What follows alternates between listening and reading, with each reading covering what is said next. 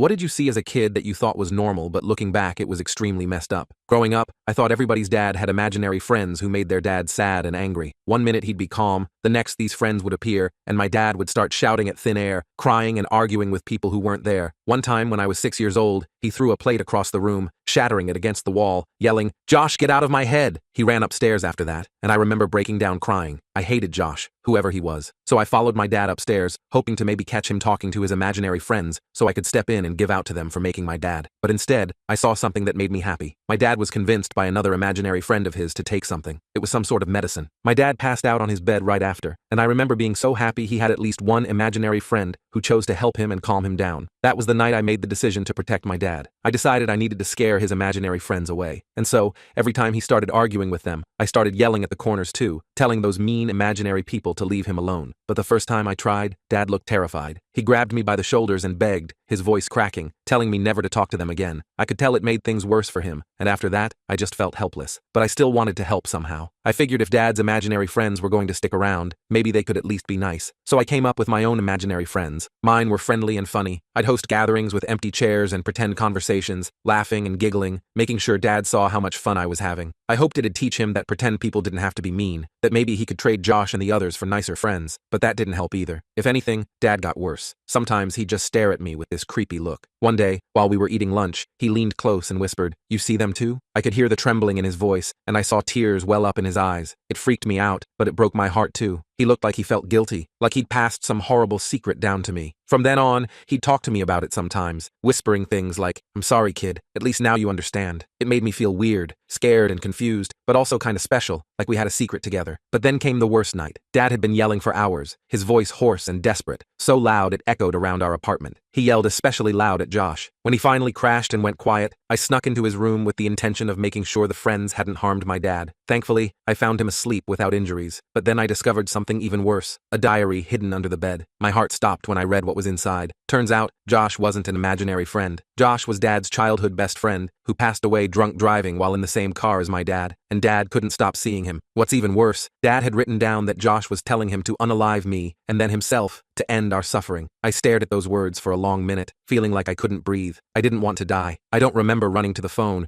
but I remember holding it and whispering to the 911 operator, "My daddy's imaginary friends want him to hurt me, and I need help making them go away forever." I couldn't tell you what happened next. The full story is on my channel and linked below.